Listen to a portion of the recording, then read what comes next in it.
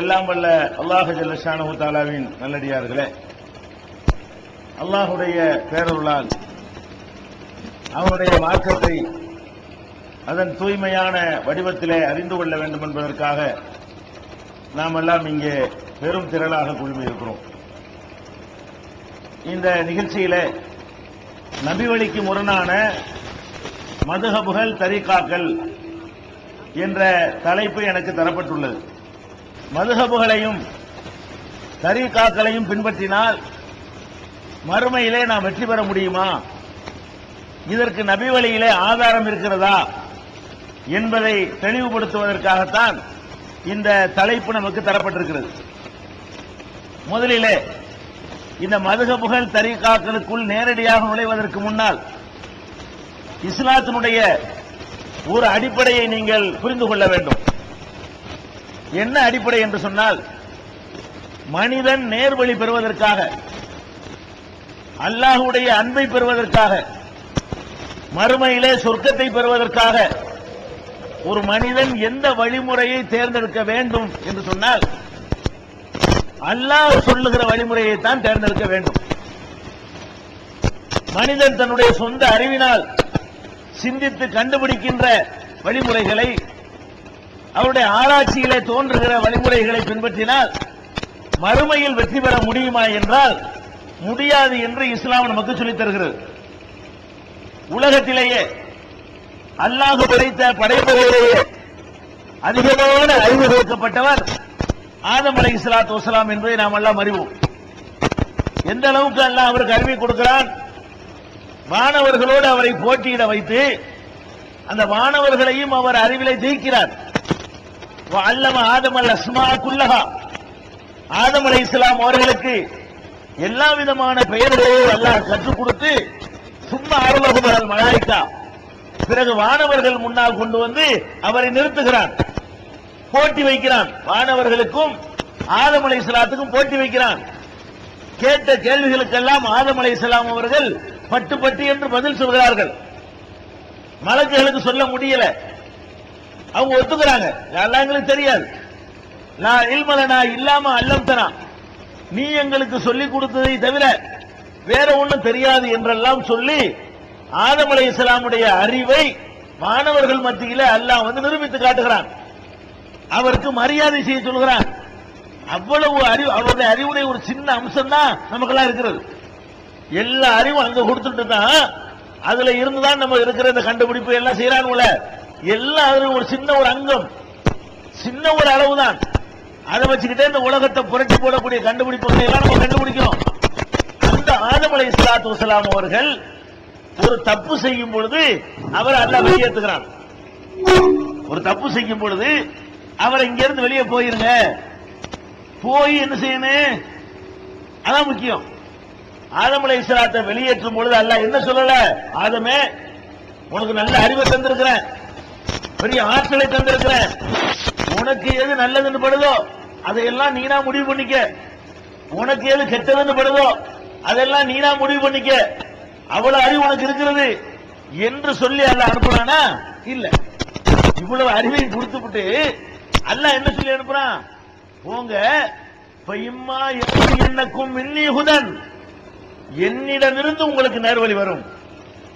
ஆதமாக இருந்தாலும், உலகத்திலேயே சிறந்த அறிவு கொடுக்கப்பட்டவராக இருந்தாலும், பெரிய அறிவாளியாக இருந்தாலும், அவருக்கு அல்லாஹ் சொல்லி அனுப்பின மெசேஜ் என்ன, நீங்க எப்படி நடக்கணுங்கிறத தீர்மானிக்கிறது நான் தானே தவிர நீங்களா தீர்மானிச்சிடல. நீங்களா என்னுடைய தூதருங்கிறதுனால, ஒரு முதல் மனிதர்ங்கிற காரணத்தினால, அளவுக்கு அதிகமாக அறிவு கொடுக்கப்பட்ட காரணத்தினால இதை செஞ்சா அல்லாஹ்வுக்கு பிடிக்கும், இதை செஞ்சா அல்லாஹ்வுக்கு பிடிக்காது என்று முடிவெடுக்கிற அதிகாரம் உங்களுக்கு இல்ல. இம்மா ஏத்தி என்னக்கும் மின்னி ஹுதன், என்னிடமிருந்து உங்களுக்கு நேர்வழி வரும். ஃபமன் தபிய ஹுதாய ஃபலா ஹௌஃபுன் அலைஹிம் வலா ஹும் யஹ்சனூன், என்னுடைய வழியை எவன் பின்பற்றுகிறானோ அவனுக்கு அச்சமும் இல்ல, கவலையும் இல்ல. அப்ப என்ன விளங்குது, ஆதம் அலைஹிஸ்ஸலாம் இந்த பூமிக்கு வந்த பிறகு அவர் என்ன செய்தால் அல்லாஹ்வுக்கு பிடிக்கும் என்பதை அல்லாஹ் தான் சொல்லி தருவாங்களாம். நீனா கையில மடியில போட்டு உண்டாக்க முடியாது, நான் தான் அனுப்பிக்கிட்டே மெசேஜ், நான் சொன்னதான் செய்யணுமே தவிர உன் இஷ்டத்துக்கு செய்யக்கூடாது என்று அல்லாஹ் ரப்பல் ஆலமீன் ஆதம் அலைஹிஸ்ஸலாத்துக்கு ஆர்டர் பண்றான். இதுல இருந்து உங்களுக்கு என்ன விளங்குகிறது? ஆதம் அலைஹிஸ்ஸலாத்திற்கு ரசூலுல்லாஹ்வை விட, உலகத்து நபிமார்களை விட, இமாம்களை விட, பெரியார்களை விட அதிகமான அறிவு வழங்கப்பட்ட ஆதம் அலைஹிஸ்ஸலாத்திற்கு அல்லாஹ்வுடைய குதிரத்தை ஆற்றல கண்கூடாக கண்ட ஆதம் அலைஹிஸ்ஸலாத்து, ஏன்னா அவர் தான் அல்லாஹ் நேரடியா படைக்கிறான். நம்மளாவது அல்லாஹ் இருக்கிறானா இல்லையான்னு டவுட் இருக்கலாம் நமக்கு அடிமனசுல. அவருக்கு அப்படி இருக்க முடியாது. ஏன்? அவர் மட்டும்தான் இருக்கிறாரு.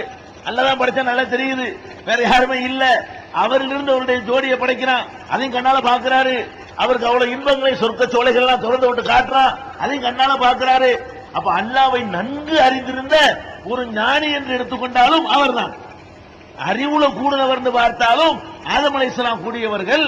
அல்லாஹ்வுடைய மலக்கூத்து சமாவாத்து வல்லர், வானம் பூமியுடைய ஆட்சி அதிகாரங்களை கண்கூடாக அனுபவித்தவர் என்று பார்த்தாலும் ஆதம் அலைஹிஸ்ஸலாத்துக்கு தான் அந்த தகுதி இருந்தது. அப்ப அல்லாஹ் என்ன சொல்லிருக்கானே, உனக்கு தான் என்னை தெரியும்ல, என் ஆற்றல் தெரியும்ல, என் வல்லமை தெரியும்ல, கண்ணால பார்த்தீங்கள, அறிவை தந்திருக்கிறான்ல, மலக்க ஜெயிச்சீல, போய் நல்லது கட்டு நீ முடிவு பண்ணிக்க என்று சொல்லாம இங்க இருந்து வரும் நாங்களா சொல்லுவோமாக்கு, அதைத்தான் நீங்க கேட்கணும், உங்க இஷ்டத்துக்கு கொண்டு பண்ண இயலாது அப்படின்னு சொல்லி அனுப்புறான்னு சொன்னா அப்ப என்ன இதுல விளங்குறோம்?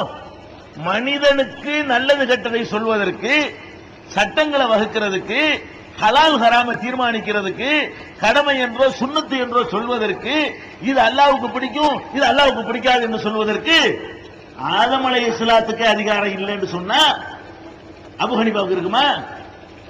ஷாஃபிக்கு இருக்குமா? மாலிகிக்கு இருக்குமா? ஹம்பலி இமாமுக்கு இருக்குமா? அஜர்த்துமார்களுக்கு இருக்குமா? ஜமாஅத்துல் உலமாவுக்கு இருக்குமா? அப்ப ஆதம் அலைஹிஸ்ஸலாத்துக்கு இல்லங்கிறான் அல்லாஹ். நீங்களா அதுக்கு மேலையான்னு கேட்கிறேன்.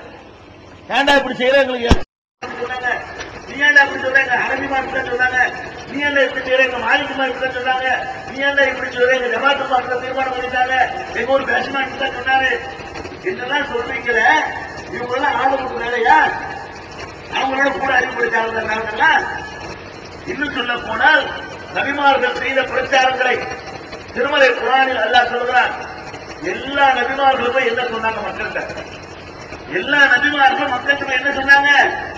நாங்கள் அல்லாஹ்வுடைய தூதர், நாங்கள் விரும்பியதை எல்லாம் சட்டமாக்குற அதிகாரத்தை எல்லாருக்கும் தந்துவிட்டார். நாங்கள் நினைச்சா ஹலாலாக்குவோம், நாங்கள் நினைச்சா ஹராமாக்குவோம், கடமைன்னு சொல்லுவோம், நாங்க நினைச்சா கடமை இல்லைன்னு சொல்லுவோம், நடங்க. அப்படி ஒரு நபி சொன்னாரா? அப்படி சொல்ற அதிகாரத்தை எல்லாம் கொடுத்தானா? இல்ல. எல்லா நபிமார்களும் போய் சொன்னாங்க, இன்னமா அலைனல் பலாகுல் முபீன். எல்லா நபிமார்களும் மக்கள்கிட்ட என்ன சொன்னாங்க தெரியுமா? மக்களே, தெளிவா எடுத்து சொல்றது மட்டும்தான் எங்க வேலை. எங்களை அல்லாஹ் அனுப்பி இருக்கிறான, உண்டாக்கி சொல்ல அனுப்பல, கையில மடியில போட்டு சட்டம் வகுக்க எங்களை அனுப்பல, அங்கேருந்து வர்றதை எடுத்து சொல்லணும். எங்களை அனுப்பின வேலை என்ன? எங்களுக்கு அங்கேருந்து மெசேஜ் வரும், உங்களுக்காக நாங்க தருவோம், ஒரு ரிசீவராக நாங்கள் செயல்படுவோம். அல்லாஹ்விடம் இருந்து வருகிற செய்திகளை வாங்கி உங்களுக்கு தரக்கூடிய ரிசீவராக செயல்படுவோம். அதை வாழ்ந்து காட்ட வேண்டிய தேவை ஏற்பட்டால் வாழ்ந்து காட்டி முன்மாதிரிகளாக உங்களுக்கு செயல்பட்டு காட்டுவோம். உண்டாக்கி காட்ட மாட்டோம், நாங்களா சட்டத்தை உண்டாக்க மாட்டோம் என்று எல்லா நபிமார்களும் சொன்னார்கள். அல்லாஹ் குர்ஆன்ல சொல்றானே, அதையும் உங்களுக்கு சொல்றான். நபிமார்களுக்கு அதிகாரம் இல்லைன்னு சொன்னா மற்றவங்களுக்கு இருக்காதுன்னு விளங்கிக்கிறீங்கன்னு எல்லாம் நினைச்சான். நீங்க விளங்க மாட்டேங்கிறீங்க, அறிவாளிகளா இருக்கிறாங்க, இதுல விஷயம் புரிஞ்சிரும் அப்படிங்கிறதுக்கு அல்லாஹ் என்ன பண்றான்? நபிமார்களா இருந்தாலும் எடுத்து சொல்றதா, இன் அலர் ருசுலி இல்லல் பலாகுல் முபீன். ரசூல்மார்களுடைய வேலை தெளிவா எடுத்து சொல்வதை தவிர வேற இல்லவே இல்லை அப்படி நல்லா சொல்லி காட்டுகிறான்.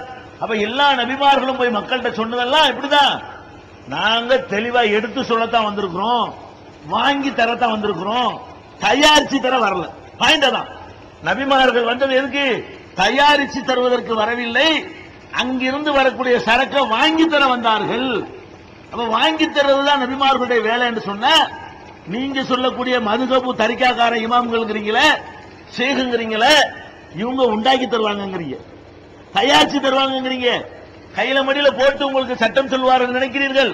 அப்ப நபி வழி என்பது என்ன நீங்க விளங்கிக்க வேண்டும் என்று சொன்னால், அல்லாஹ் சொல்லக்கூடிய வழி என்னவென்று விளங்கிக் கொள்ள வேண்டும் என்றால், மார்க்கத்தில் அல்லாஹ்வுக்குத்தான் அதிகாரம் இருக்கே தவிர அல்லாஹ்வுடைய தூதர்களுக்கு கூட அதிகம்.